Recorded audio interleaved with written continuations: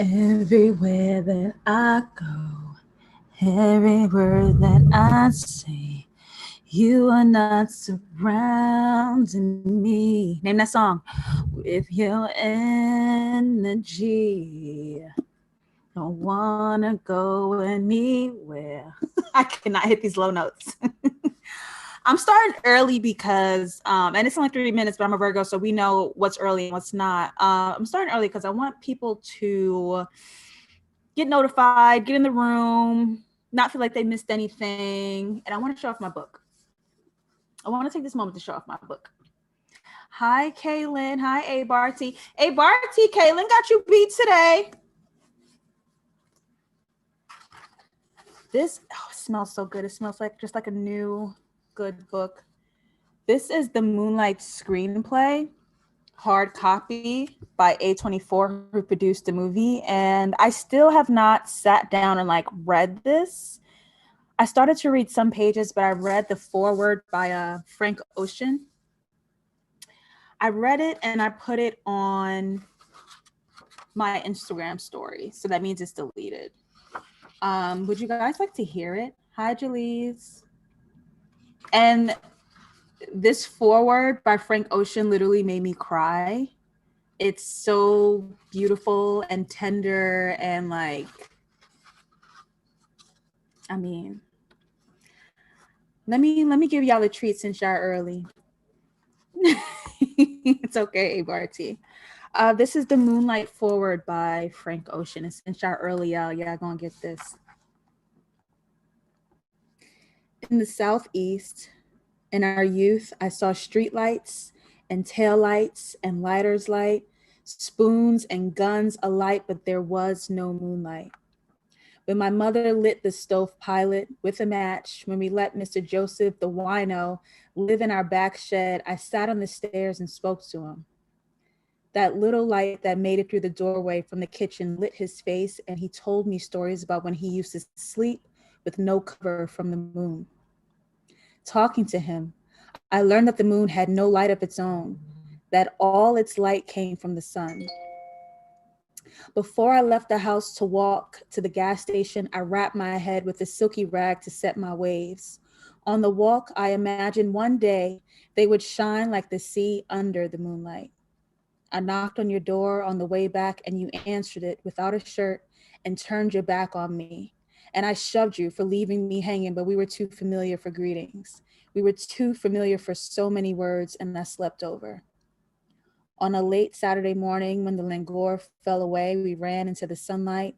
It beamed on the targets of our brown bags. Midway through a game, I wanted to see you from the sidelines, so I took a seat and followed the lines your body made under floodlights. In my car, the gauges and incandescent bulbs turned us different shades of blue. When we arrived, we paid to stare off into the silver screens, and they wouldn't shine any light on our situation. And for so long, it was like we didn't exist.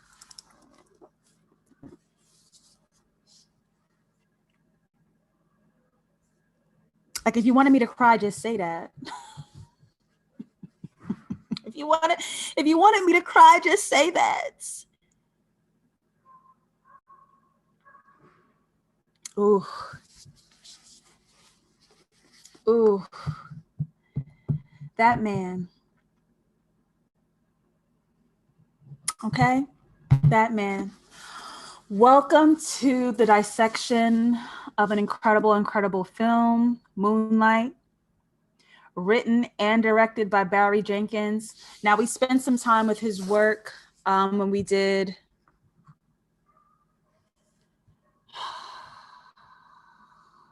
If Bill Street Could Talk. For some reason, I had Last Black Man in San Francisco in my mind. I was like, that ain't it. What's the movie? So we're spending more time with Barry Jenkins' work. And the more time I spend with this movie, the more I'm just impressed and blown away. And there's so many layers of conversation that could be had here. But what we're going to do today is speak to the challenges of Black masculinity. Now, I do have a lot of masculine energy. I ain't even gonna lie. However, unfortunately, due to time constraints, we are going to omit the women, because I believe the women in this film, Teresa, which was the mother figure who was Juan's wife, played by Janelle Monáe, and his mother, Paula, Little's mother, Paula. Both of those feminine relationships dictated and curated what he understood about masculinity.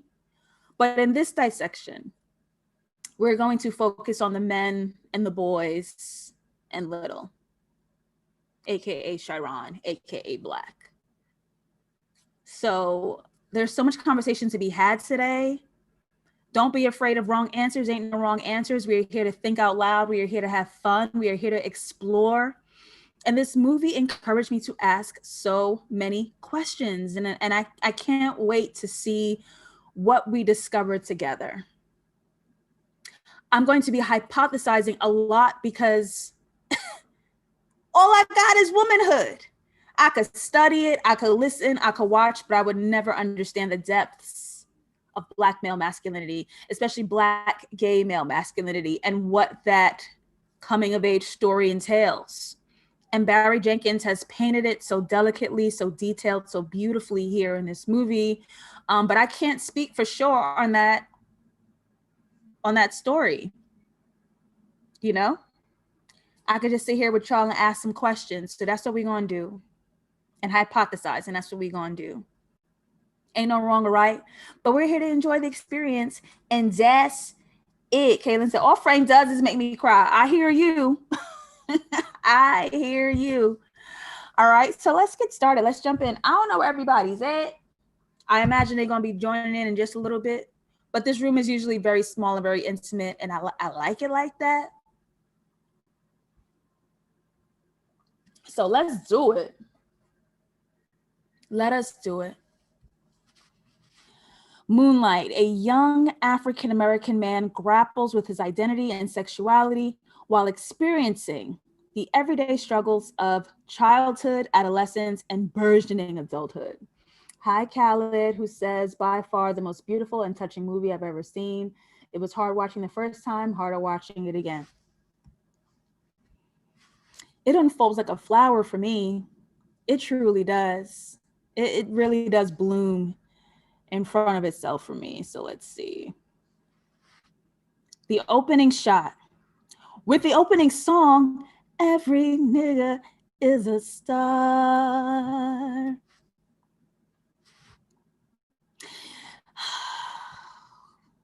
This wasn't even planned, but now that I am thinking of it, Black people so much just, and like Frank said in this foreword in the hardcover of this screenplay, we are just looking to exist. We are looking for validation. We want our existences validated. And we do that in so many ways, to just leave a legacy behind and leave a mark on this world somehow, some way. So this opening shot with Juan pulling up in his blue Cadillac, every nigga is a star with his gold crown in his car, like, made himself king. As far as he's concerned, he's the king. He run the block. This is his territory. This is his castle, his land. This is where he leaves his legacy, right? And the thing about Barry Jenkins that I cannot say enough is that he handles the darkness of our Black experiences with love. And I've been having this conversation a lot recently about how some Black filmmakers, once they crossed over into mainstream and they start making large scale Black stories, there's like a judgment there. There's a shame there with poverty and crime and ghetto and hood. There's like this judgment, or we're trying to detach from that. And in itself, it's very anti-Black. It's very anti-Black. And Barry Jenkins covers these moments with such tenderness and grace to open up with this drug dealer with the softness and vulnerability that he does. He wraps this movie in love. He wraps this story in love. And that makes all the difference. You can tell who's who. Okay. Jalise said that opening shot with the music reeled me in immediately. What's up, Young Royalty Productions?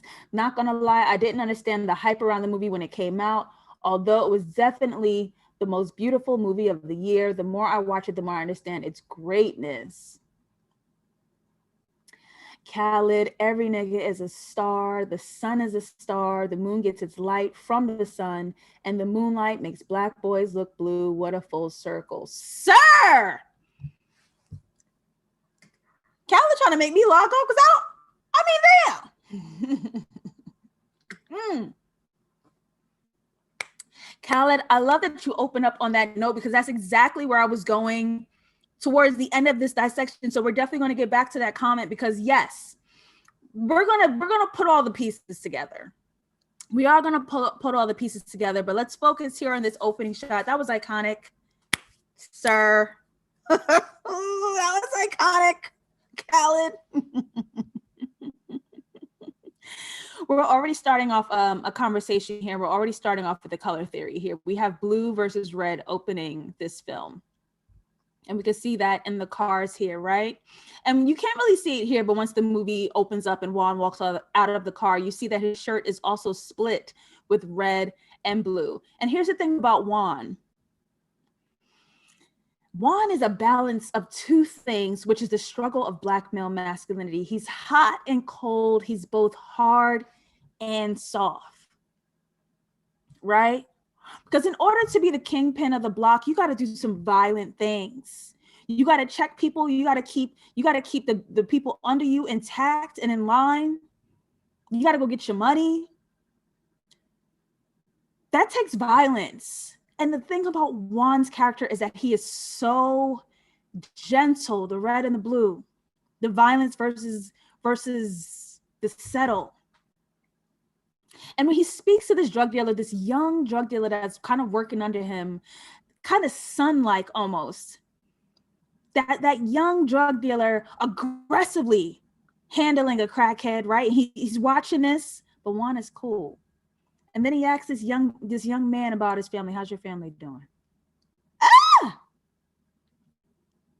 And even though this is a violent job, Juan has managed to build a gentle trust with him and this young kid.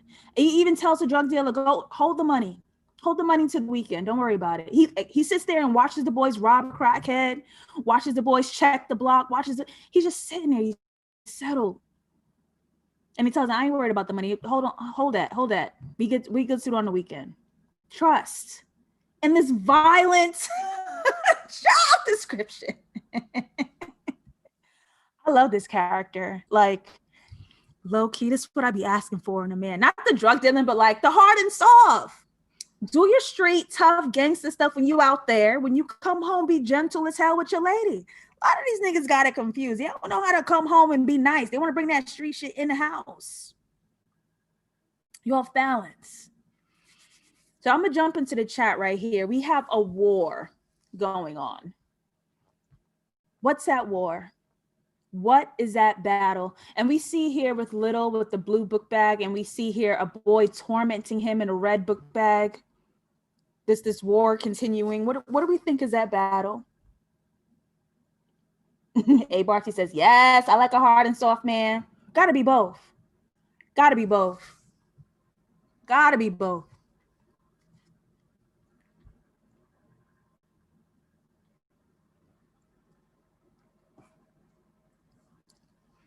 How are we raging war? What do we think is that battle here?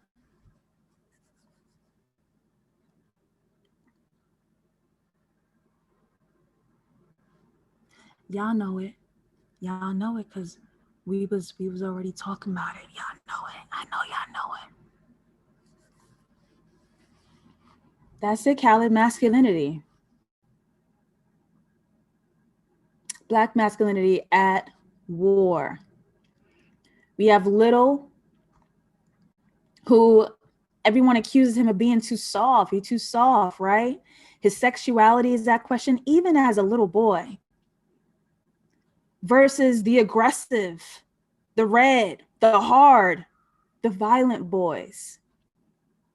What's not accepted versus what's demanded of little, look how young they are, little Black boys. So then if it's about being violent and being aggressive and being hard and being red, we have so much red here, which was thrilling to me because I was like, well, Juan is being so gentle with Little, right? They meet for the first time. He finds Little hiding in this hole, he calls it, crack house.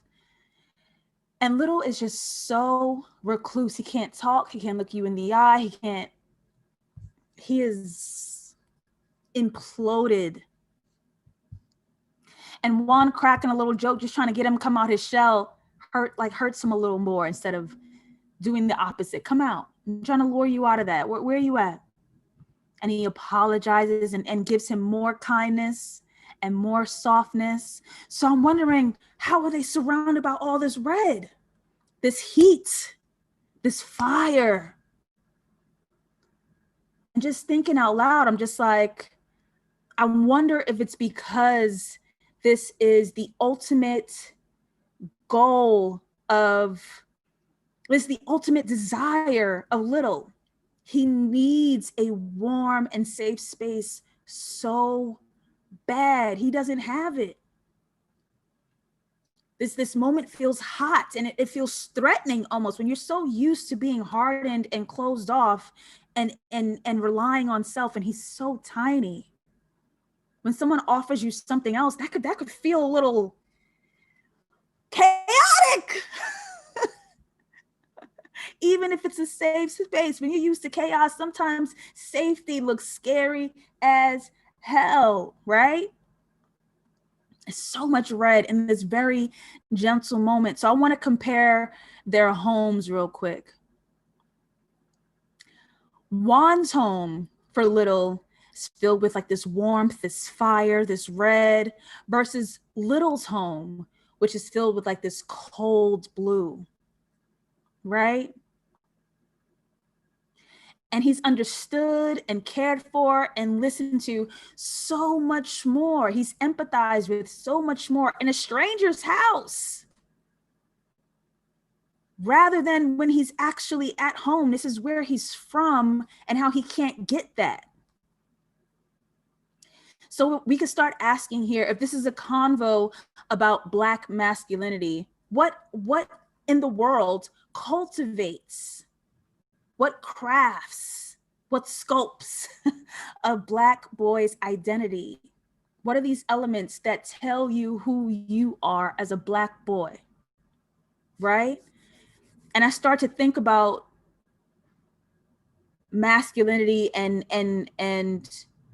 things that have come before Little, or the masculine presences that are in Little's life. Because you have Juan, who's becoming slowly but surely like this father figure, who's a stranger essentially, versus when he goes home and there's no father in the house. And I found it really strange that in this very beginning, we've already had 2 apologies to Little. Juan apologizing to Little for cracking that joke that landed a little bit too hard in that diner, versus his mom apologizing here when he finally comes home the next morning. Oh, baby, I'm sorry. And he feels nothing. He accepts and leans into a stranger's apology, and he totally rejects the apology of his mother. It's how cold and void his own home is.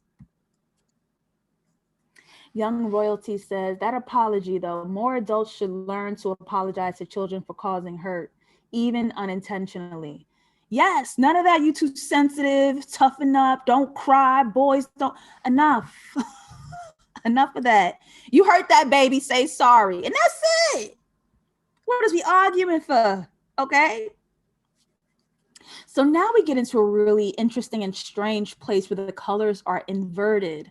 Now we have Little in red and his football team, these cluster of boys all in blue.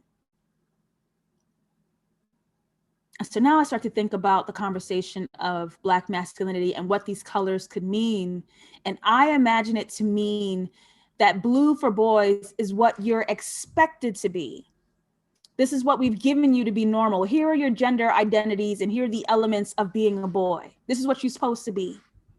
Dress yourself up in blue.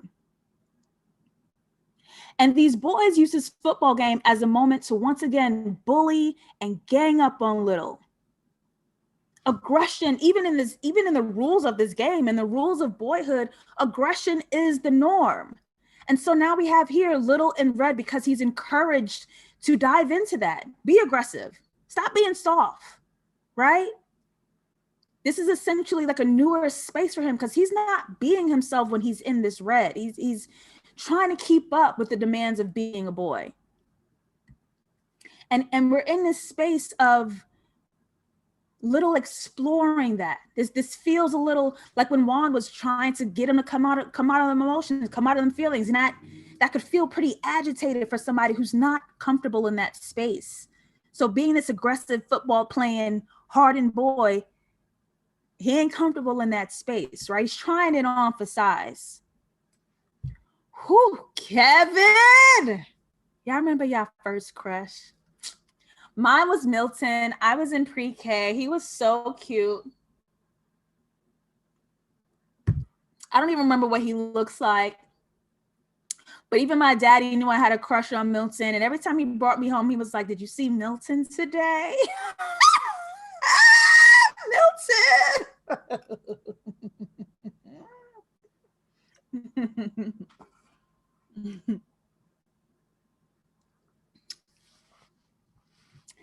Yes, I see y'all comments.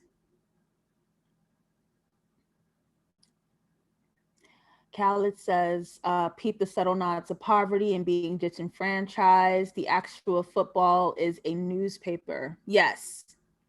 They can't even afford a real ball. Absolutely. Absolutely. Let's continue to explore with little. Let's continue to branch out, right? We meet Kevin. Kevin is another space of exploration for little, right? And Kevin is the second and only other place besides Juan that offers little a safe, warm space to exist and be himself. No judgment. You can rest here. And we start to see little branch out, even just a little bit. He starts to branch out. He's making eye contact. He's touching, right? Juan had to like peel it out of him, but Kevin gets the goose going. He gets the goose going. Oh, I show up. Let me see what happens. Let me see what's over there. I'm gonna show up. And Kevin further teaches little to be hard. Why you let them bully you? Don't be soft, man. It's like this. What's up? So you have Kevin teaching him physical aggression, and you have Juan encouraging him to explore emotion and identity. So you have these two essentially hard and soft demands of little.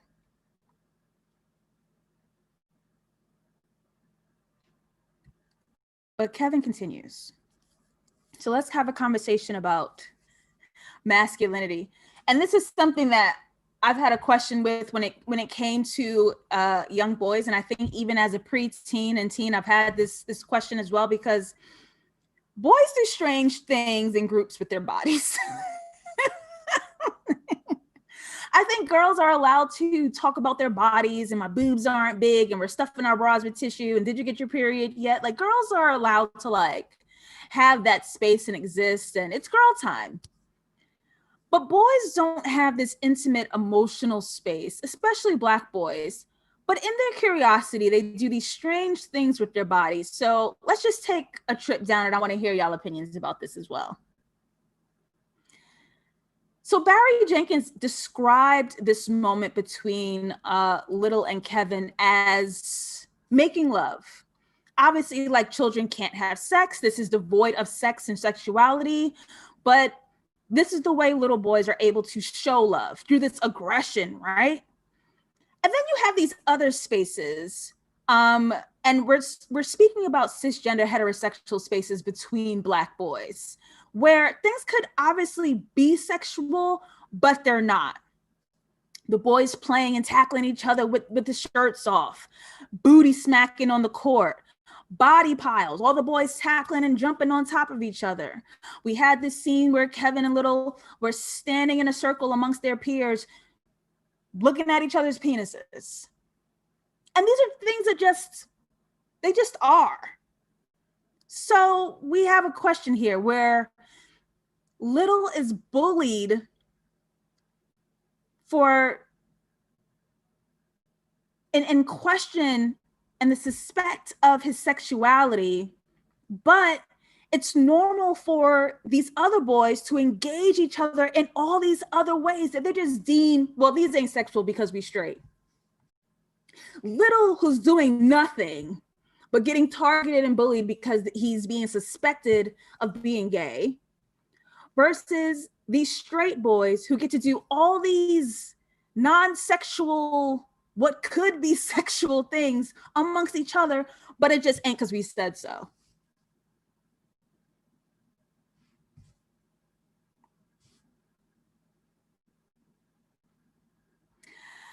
Callie, look, I hear you. Callie said, I ain't never did that with my homies. It ain't gotta be like specific to you, but it's definitely like the boys be. I don't want to give examples, but boys are curious, and it's normal to be curious. And boys do curious things. So we can see how confusing and blurred these lines are between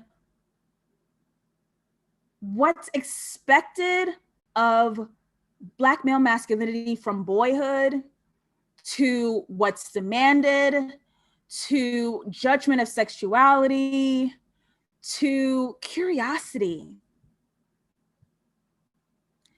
It all gets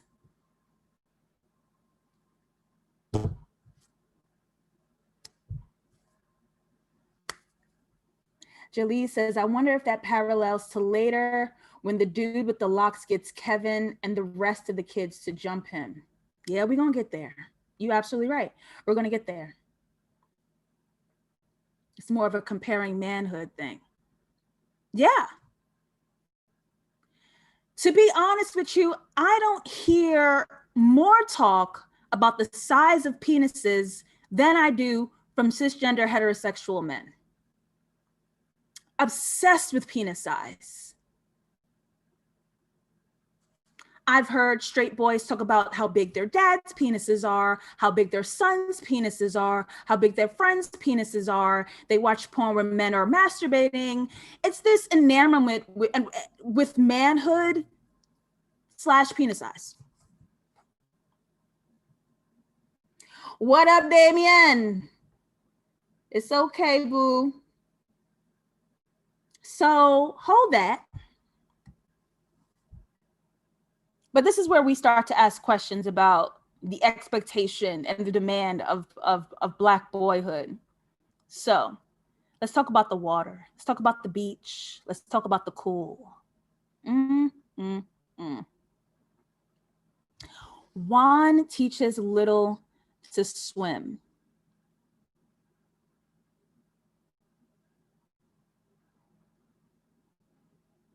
And in this, he's teaching Little to drop his fears and put his trust solely into Juan. And we're seeing, again, this physical touch, this cradling, this physical connection. And to get into the water, Little removes that red shirt he had on, right? And here's where we see that masculinity has a choice. It could be soft. It could be safe. It could be trusting without all that mess, the aggression, the violence, the hardness. It still is valid. This masculinity is valid. And if you watch this scene, you hear the music, it's rapid, it's wild, your heart's racing, it's exciting, the strings are so fast. While he's learning to swim, and it's juxtaposed against this very soft moment, because isn't that what it feels like trusting someone for the first time? When you're so used to being disappointed and let down and let alone, and someone says, trust me, I got you. Trust you? That's thrilling. That's scary because you've gotten so comfortable in being detached and avoidant. And even as the audience, as we're watching, the camera is being taken over by waves. We're underwater, we're above, we're underwater. Like we're right on level with them, that this could be scary and we're drowning and we're trying to just grasp for air to see if little's okay. This makes us intentionally fearful because this trusting someone takes this amount of fear. Until his victory, Little learns to swim and he doggy paddles away from Juan, creating now this distance, but this distance shows that the trust and the bond has worked. They are the closest emotionally when Little swims away from Juan versus how distant he is with his mother who's cradling him, right? So I want to come back to Khaled's point, who hit the nail on the head from the top of the chat. Let's talk about Juan's name and the flow of Juan's name. And Juan tells Little that he's from Cuba, and a Cuban told Juan, "You're so black, you look blue. That's what I'll call you. I'll call you Blue." Juan's like, "Don't call me that." No, that's not my name. And he tells Little, at some point, you decide who you gonna be. Bringing it back to the title, Black boys look blue in the moonlight. So if we think about, like Khaled said, what the moonlight is, it's just a reflection of something else. So are Black boys morphed into society's expectations? And what will it take for them to decide for themselves who they are? You really Black, but you look blue, so I'm gonna call you Blue. I ain't blue, don't call me that. And we can't forget that Little actually becomes Black as an adult. His whole life mirroring Juan. He's a descendant of Blue. We're gonna get back to that because I'm gonna tie that up with a bow in the after. I'm gonna tie that up in a bow with the after, okay? Put a pin in that, we'll be back. So now we start to see an introduction of a new color. We see yellow, and Little is home where he's void and by himself. And this is him yearning for connection. He's yearning for that warmth. He's yearning for something else, right? So enter Chiron. Chiron versus Terrell. Terrell, the gangster, dabbled in red. See, here's the thing. For little boys who are taught and groomed to pick up that red, and by a teen, Terrell has become it. He is consumed by it. He emulates it, all this aggression and all this violence. You taught him to be that way. And a movie like this is so important because, again, like they said in The Last Black Man in San Francisco, you can't hate it until you love it. When these filmmakers have judgment and disdain for the ghetto and for the impoverished, you didn't love it, so you can't hate it. You can't judge it because you didn't love it first. This is what love looks like. We have given empathy and a backstory without saying a word because we haven't spoken to Terrell. But through color, we have learned the backstory of what creates a Terrell. And so from here, knowing what he was taught as a boy to become, we can still hate Terrell, but now we have just a little more empathy for him because these were one of the options that he was offered, and this is what he chose. This was safe for him. As we can see, Little was not safe this entire time. Terrell has to be this to be safe. And so we see Chiron incorporating yellow into his life. I want to hear y'all, but here's what I take on Chiron bringing yellow in. He's still reserved. He's still this baby Little, but there's something that's like a quiet, reserved anger inside. Something's like boiling. It's heating up. It's warming up, but something's deep down that hasn't unleashed yet, right? And in this moment of his life, Juan is dead. That can create a rage in someone. You didn't have a father, and then when you started to bond with his father-like figure. He was taken from you. That can cause a rage. We see right above Chiron's head, that little arch, that little arc of red. Something's bubbling from underneath, right? He's getting a little warmer. Okay. Calla says, this plaid shirt of yellow and blue, I get the dual conflicting identity vibes. Absolutely.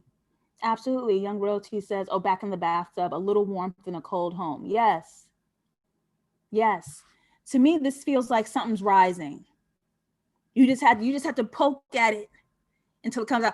I'm very much like that. I'm very much like, and I'm working on it. I won't say nothing that's bothering me to the last minute. And then somebody does that tiny little thing that tips me over, and I'm like,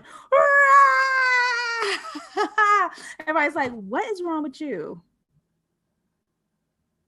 Is you okay? What is wrong with you? I'm working on it. And even as a teen, he is in the same hiding spot. The parallels. He's still little, trying to grow up, but he's still little. Trini Boy says, this sure did rise at the end of this chapter, didn't it? Yes, Khaled says. Anger is definitely bubbling inside him. Teenage hormones coupled with all he's been through is a dangerous combo. Damien, don't read my signs like that, because you know it do be them, and that's me. Young Royalty says, cool and reserved, we're not going to let you punk me vibes. Yes, we're talking survival. Kevin, we got to talk about Kevin. We got to talk about Kevin.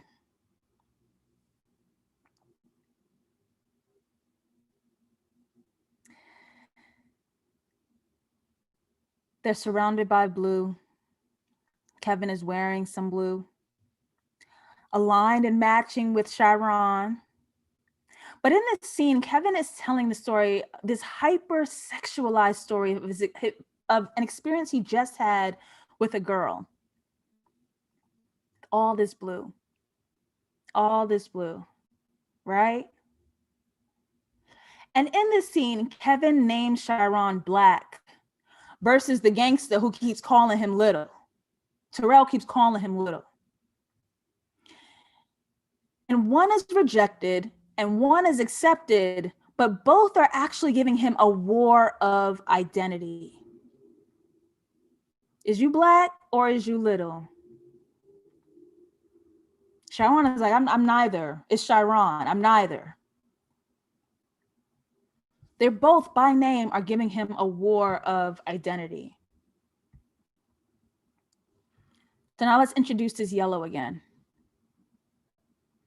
We enter a dream that Chiron has, dreaming of the story that Kevin told him. And in his dream sees Kevin engaging with this girl. We have that blue where seemingly Kevin is performing masculinity. This is what you should be doing. You're a Black teen. You're a Black boy teen. You should be out there getting girls, right? Blazing through them. But we have this shower of yellow versus when it peaked out as a child. Chiron is still yearning for a bit of warmth. We're yearning for a connection. And as we can see, what kind of connection he's yearning for, it was just emotional, but now that he's growing and the hormones is going, we're yearning for a sexual connection. His sexuality has not been validated yet. He does not exist yet because of his sexuality. He yearns for something to see him. And he's trying to suffocate it so bad, but it's emerging, right? He can't suffocate his identity enough. It's emerging anyway. So I want to jump in the chat and see what y'all think. An audience question. When Chiron is having this dream, we hear the beach waves. These are the waves that we heard when Juan was teaching him to swim. Why do you think the beach waves appear for him here in this moment.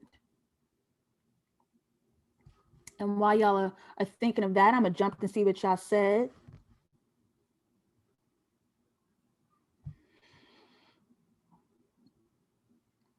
A Barty says the difference between picking your battles and letting people run over you. Khaled says the irony of Kev giving him this nickname, almost shaping Chiron into the identity he's going to become, especially since Kev is the catalyst of how Chiron ends up where he does.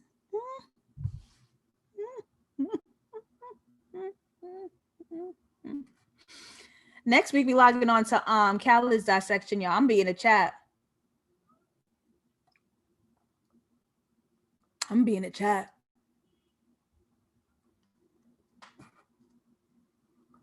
The way I'm ready to switch places with you.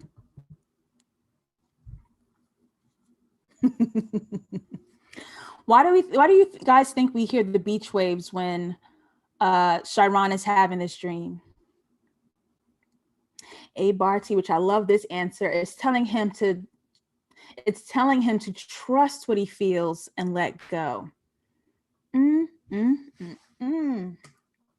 I love that answer.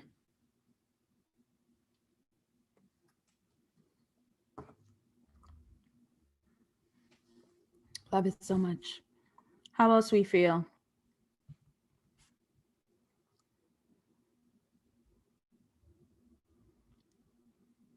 How else do we feel?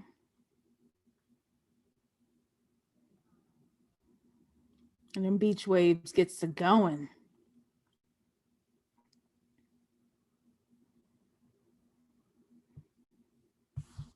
Is we we agree with Barty?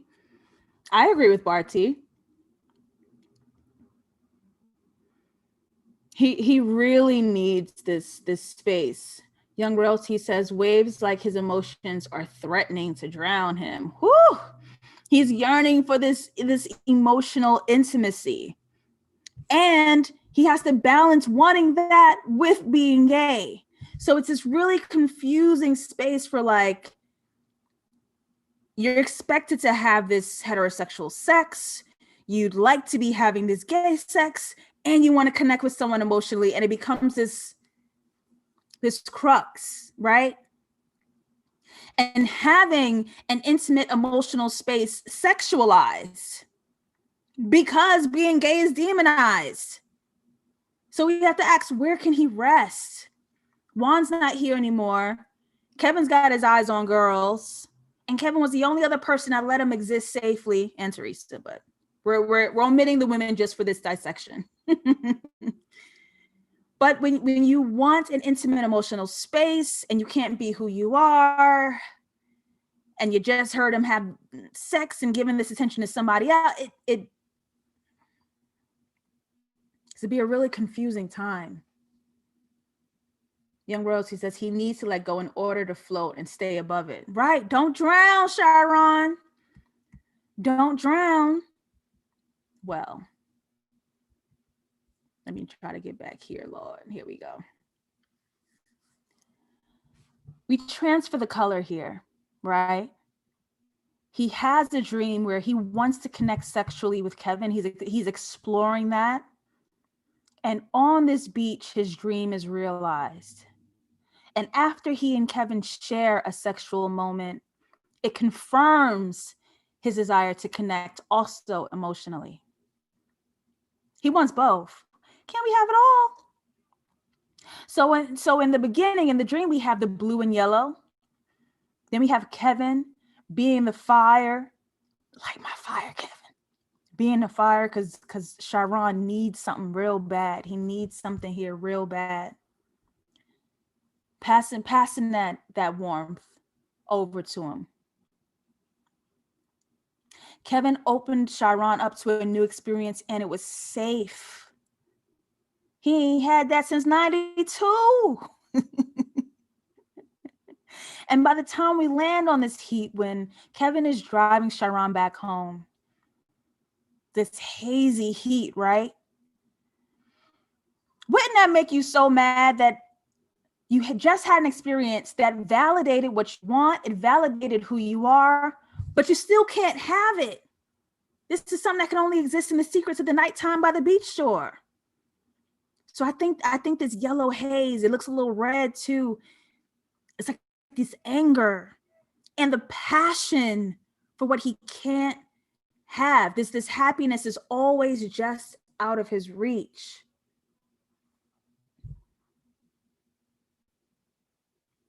Trini says, I love that scene on the beach. It was handled so classy and not hypersexualized. Khaled says, Kevin is taking the driver's seat now versus Sharon Black taking the driver's seat later on.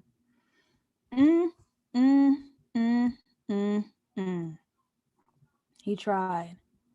He tried. So let's get into Kevin and Terrell. So, Kevin so far has been safe, right? He's been blue because he's been performing to the approval of the Black boys around him. He's been performing masculinity to the approval of all the boys around him. But we have a war. Remember, we call this at the opening of the dissection. Kevin's masculinity is still tested, even though he's doing what he's supposed to do. What he do down to the beach show ain't none of your business, okay? And in order to gauge, the approval of this masculinity, Terrell threatens and questions. He gauges Kevin's sexuality and aggression. So you still with them hoes, right? You still on them girls, right? Okay. Remember we used to knock people out? You still about that? You still want to knock? Still testing him. Didn't he already give you what you want? So if you look at the top picture, we have this war again between the blue and the red, but we circle in and we focus on these two boys. And Terrell puts his masculinity on a chopping block. What's up? We're gonna play knockdown. What's up? And Kevin's got to play the game. Okay. So then it brings me to that earlier point. Was Kevin also overperforming masculinity? Was his cool and his settle and his groundedness a performance? Because Kevin's in blue, Chiron's in blue, but Chiron is having a tough time performing. He can't do it and nobody's buying it.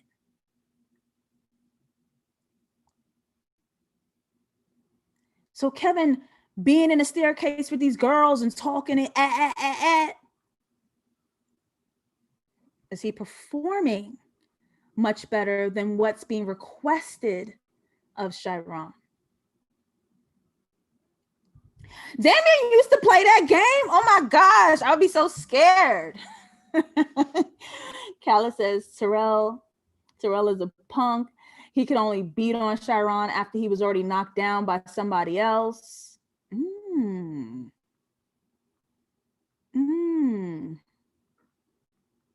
A Barty says, I was so happy when Chiron knocked him out with that chair. We go up for Gangsta Chiron. Go get him, baby. Go get him. And of course, our two boys are put to the test. So before on the beach, Kevin passed the heat onto Chiron. But here back at school, because of who they actually are, Kevin is forced to pass the wound onto Chiron. So we remember in this last shot, where was that hazy, warm, yellow, red versus this last shot? When he gives him that, the demand of masculinity destroying their connection. Right after you got some place where you was asking for, the world told you can't have that.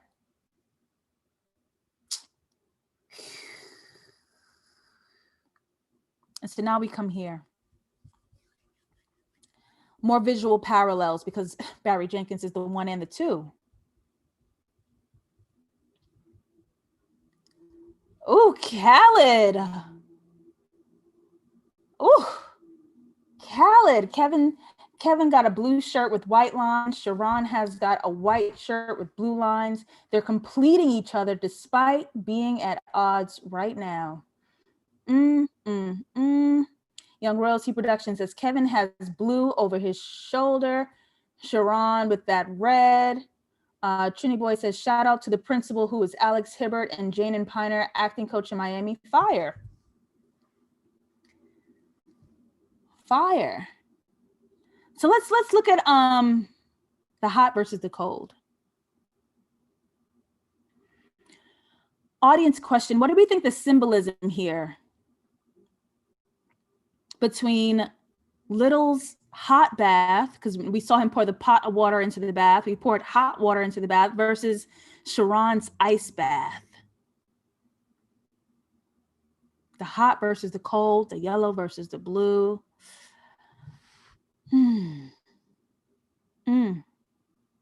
What do we think the symbolism here? Little's hot bath versus Sharon's ice bath.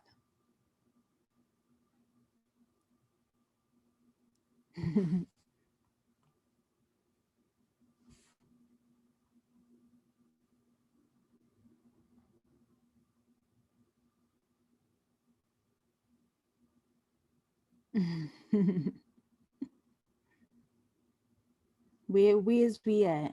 Where's we at? What do we think Sharon needs? What do you think he's asking for? Let's talk about the water. From the beach to the tub to the sink. Let's talk about the water.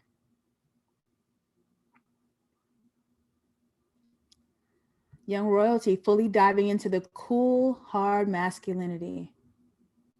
Ice cold. Ice cold. Trini says this was the this was the seeming death of his innocence. He understood that his internal feelings had to be shut down completely. Young Royalty says he's shedding that desire for warmth. Gotta kill it, right? Gotta kill it. Sharon and Khaled says Sharon needs the cold to survive. Yep. Yes. Yes. Fully diving into the hyper masculinity. Exactly. Yes. We've yearned for something. We actually had it, but this is going to cost you your life. Kill it. Turn it off. And so we did, right? Remember when we first saw him with Terrell and that red was peeking out from over his head? That red was just a little bit, something was coming up. Oh, it's here now, okay? The rage has expanded. It's here now, dives all the way into the hard masculinity that the world has demanded of him, beats Terrell over his hard-headed ass. Enter Black.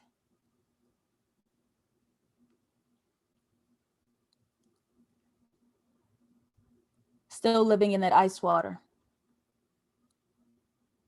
Versus that gold grill. This one got the ladies going. Okay. A little driving scene, a little pull up.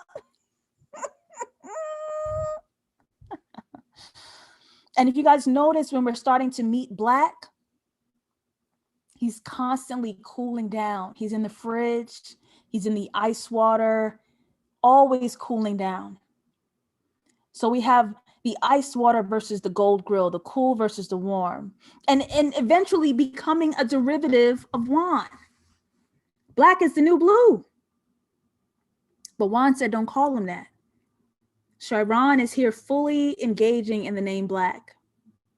He leaned all the way into the hard, constantly needing to cool down. And we remember the colors that were at battle with Juan. It was blue versus red. But now that we meet Black, it's blue versus yellow.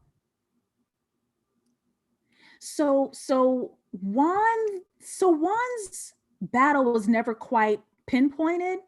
We know violence had to exist for him to be him, but we never saw it. And when it comes to Black, he's blue versus yellow, not red. And it's interesting because we did see Black be aggressive and violent with the people that he's around. He got a gun, checked his homeboy, pops off at his mama. We see it. We never saw it from Juan. So it's so interesting that Juan has the red behind him, but even when we're watching Black be this thing, this aggressive thing, he's got yellow because he's still asking for something. And we remember Juan rejected the name Blue. Sharon adopts the name Black. He's still asking for something. Yep, yeah, I saw it too. Trini Boy says, and the same crown thing on the dash of the car. Yes, yes. Now, let's go back into these visual parallels. He's no longer in that hiding spot. He's no longer under the threat of these bullies. He's sitting with them. He's chilling with them. He's looking at them eye level, comfortable, door open, window open, checking them from his car. And they ain't about it. What's up? Who gonna pull up on me? I dare you. He's sitting with them. But we still asking for something.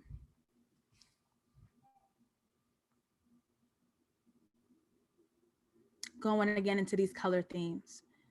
Blue and yellow. Kevin is the cool that Sharon needs, because Sharon is looking for something. The ice water ain't cooling him down. Sitting in that fridge ain't cooling him down. But Kevin calls and it's, ooh.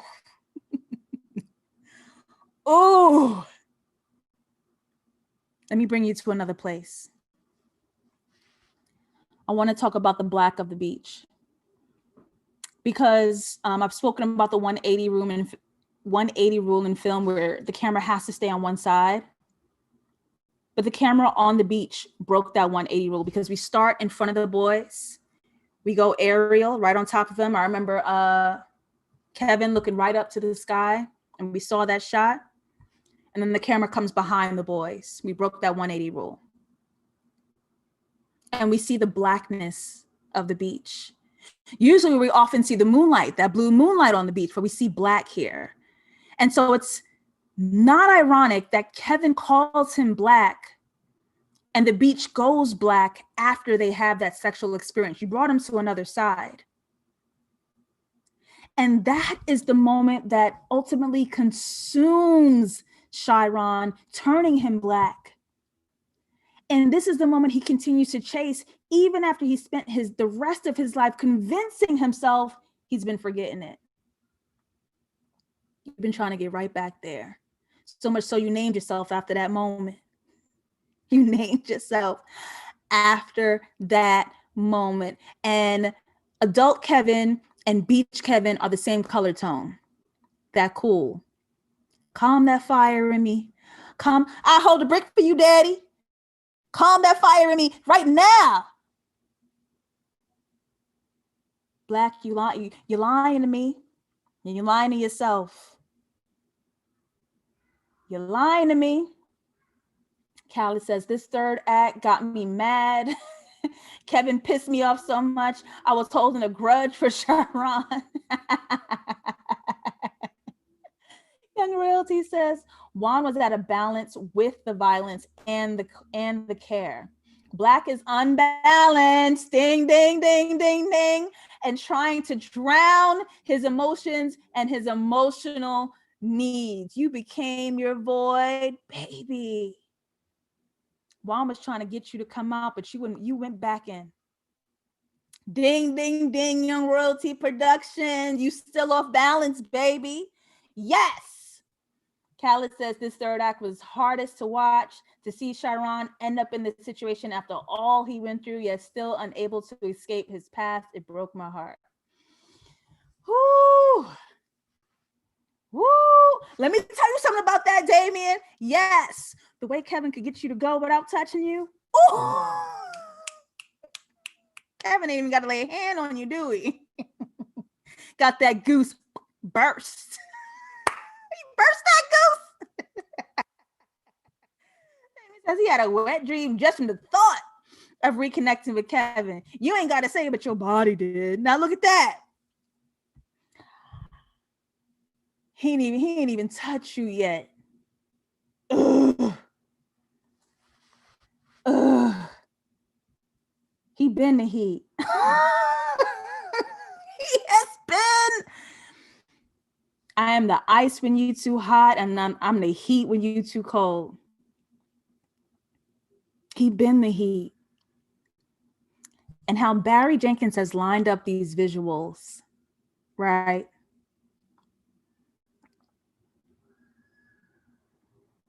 It's hot. And Barry has this thing where he makes black men smoke. Oh, and it looks, it's beautiful. Kevin been in that heat. Oh, you lit a fire in Sharon. He can't run from it if he tried. He couldn't run from it if he tried, I swear. Oh. You need the fire and ice, baby. I'm both. What's up? Let's talk about the heat. We're seeing red and yellow. Now, there was a set designer. It was a Black woman, and I should have researched her name, and I forgot. There was a set designer who, when they found this location, learned where Kevin will be stationed in the diner and built yellow wallpaper behind all of his shots. Because you got to communicate this heat. I'm the warmth you've been looking for. I'm the emotional connection you've been looking for. I'm what you've been looking for. You've been thirsty without me. You've been hungry without me. Let me feed you, right? And we build this tension. It's sexual tension. It's the longing. It's the emotional ask, from the food to the stares to the hug to the music.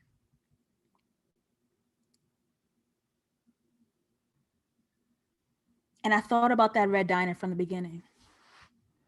Because if you watch this scene, the booths are red and Sharon is still, or Black, excuse me, Black is still surrounded by red, just like when he was little. And I'm thinking, what is the correlation between this moment and between that first moment when someone was coaching him to come out? Sharon hasn't had his emotions and his truth challenged since Juan. Fuck what happened on the beach. I want to know who you are. I want to know the truth of your identity. I'm not falling for the grills. I'm not falling for the muscles. I'm not falling for that car outside. I don't give a fuck. Who is you, Sharon? Hey, Marcy said that brother was starving. What is this? Who is you? Come on. Come on. Because the world has spent its entire time asking him to lie. That's scary. Somebody wants to know who you are. I want to know the truth of you. I don't want, whatever this is, I don't care for it. That's scary. Oh. Oh. Damien says, it said a lot when Kevin challenged Sharon on his lifestyle and Sharon looked at the door. He had a choice to walk away, but he chose to stay and explore that path. Callis said, I was screaming at Sharon to go back for going back. I was rooting for you. We was all rooting for you. I want them to connect. Calvin, I don't know why you're so mad at Kevin. I wanted them to connect. Kevin was under pressure by society. You gotta understand. Kevin was under pressure by society. He didn't want to hit him. And Sharon was being stubborn by getting back up off the floor. Stay on the floor. The game is called knock down. You got to stay down for me to win. Why you keep getting back up? See, I don't want to do this, but it was his whole thing. You got to forgive, right? He did get his ass beat, though. I ain't gonna lie. He got his ass beat by the man he loved. But look, sometimes it just be like that.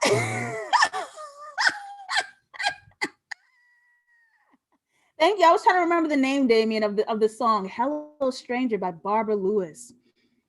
It was beautiful. And the way Kevin stared at him, want to eat him up, sop you up. I want to look at more parallels. Real quick here.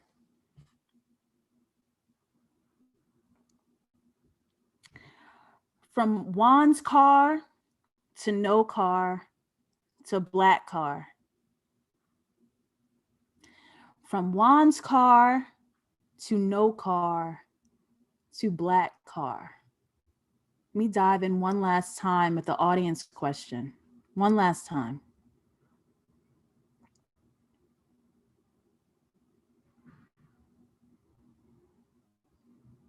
I don't even know what my question was. I'm trying to read what I said. Oh, yes, here we go. Let's go back to the title. Last audience question. Black boys look blue in the moonlight, and we see Black attempting to emulate Juan. Do y'all think Juan was free?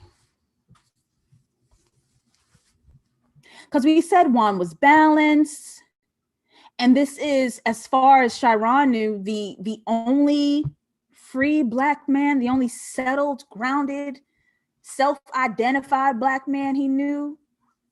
Now that we reconsider the demands of masculinity and poverty and Blackness, that's a lot. Do we think Juan was free?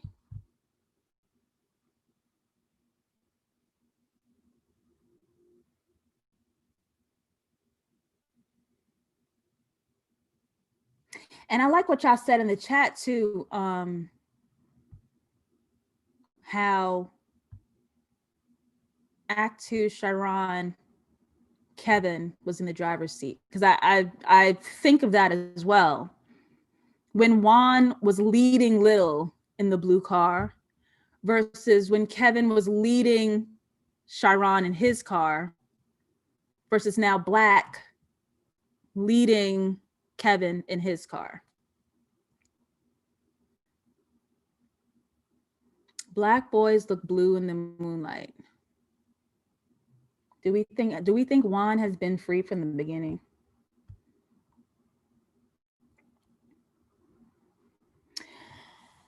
Damien says no. Paula challenged Juan about selling drugs to her, yet caring about Chiron. And don't give me that BS about you ain't selling to me no more. I get my rocks from you. What, you gonna raise my son now? Huh? What a conflict. What a conflict. Can you care about your community when you are the poison of your community? Your boys robbed that crackhead. The crackhead don't even got nothing.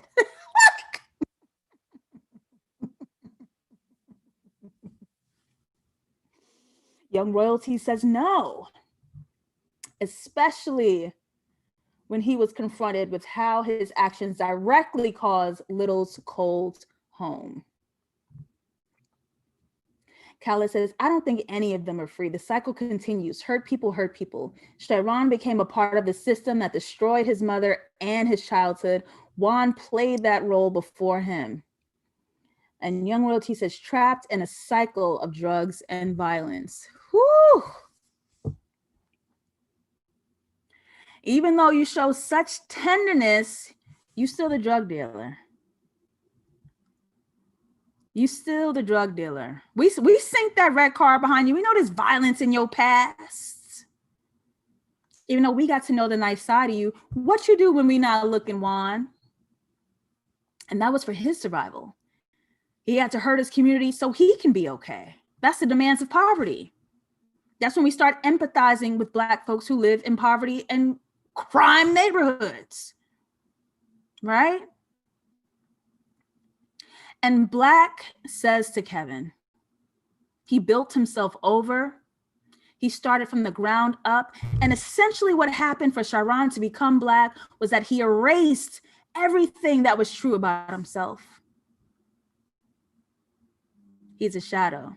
See, Juan was fronting, but Black is a shadow of himself. He don't even exist. He's created himself to not exist, to disappear so greatly that he can live safely.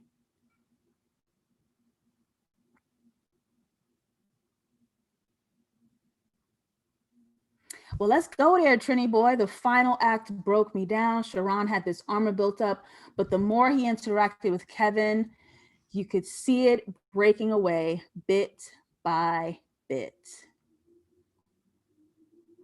Khaled says the ocean was a source of freedom for all of them, but you can only go out so far into the water before you drown.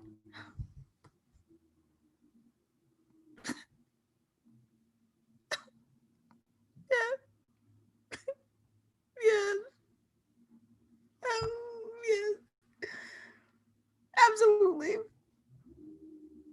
so beautiful.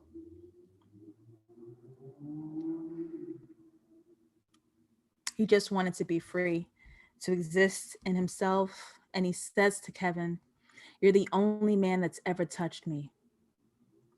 And we remember the last man that touched him was Juan, as he taught him to swim in the ocean, and how scary it was for him to put his trust into some other person like that. And here he is, Kevin, offering that warm space that you've been chasing ever since. Black has been suffocating since Kevin touched him. Kevin was the only man after Juan who allowed him to rest. This ain't about getting sexy time. This ain't about hunching and bunching. And it ain't about nothing but allow me to exist safely in my truth with you. Just think about how we move through masculinity. Little was soft, led by Juan. Sharon went extremely into hard because he had no guidance. There was no car on the road. He had no guidance. And to remain safe, Black was hard, but allowed Kevin to be intimately emotional with him, to be that space with and for him.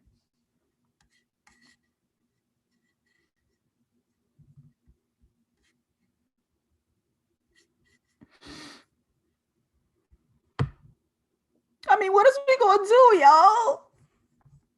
Is they dating? Is they boyfriends? I don't know about y'all, but I want them together.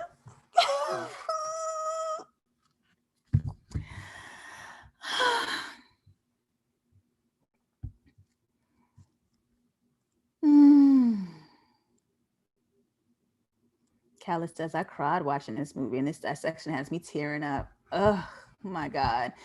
Damien says, a lot of people were disappointed at the ending because they wanted a busted baby moment, but that's not what the story was about. You're right. It was not.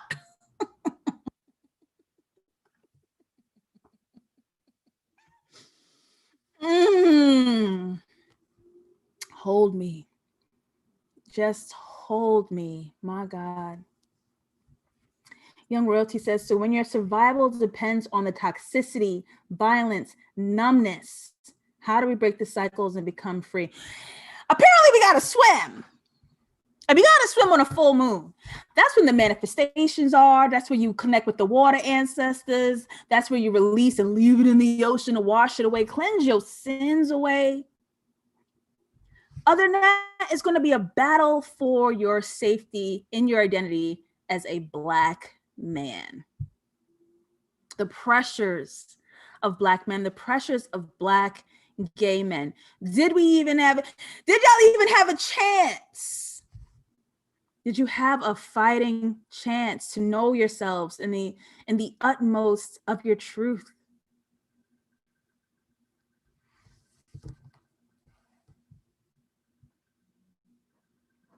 Hey, Barty, I said, did you have more experiences after the beach? Nope.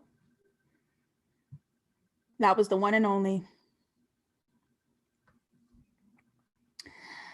Damien says, Sharon never had rest, and to see him let go in that moment with Kevin spoke volumes. That trust is scary. It is so scary. It is so scary. Release that lie, y'all. I thank y'all so much for being here. Lord knows I adore and I love my patrons so damn bad. I'm going to be back with you guys tomorrow at 6 p.m. EST to discuss the Rue episode of Euphoria. Now, tomorrow, you guys get a peek sneak advance. Tomorrow, usually, we as we did here, we break down the visuals, we break down the visual parallels, we talk about color. But it's so challenging, this Rue episode, because they're talking in that diner for an hour. Coleman Mingo and Zendaya talking to each other for an hour. And if you watched my random ass dissection episode of Euphoria that I did a few months ago, You probably already understood that first opening sequence. I know I did, but we're going to break it down tomorrow. But tomorrow is going to be more so a chat like this where we dive into the conversation. And because you're speaking for an hour, that dialogue and that script takes you to so many power dynamics, different asks of each other, character reveals.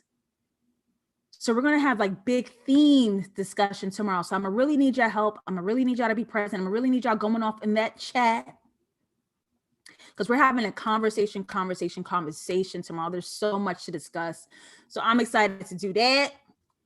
Other than that, y'all, I'm so thankful for y'all. And I want you guys to have an incredible Sunday evening.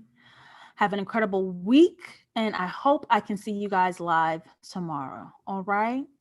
Thank you for being here, babies. Come here.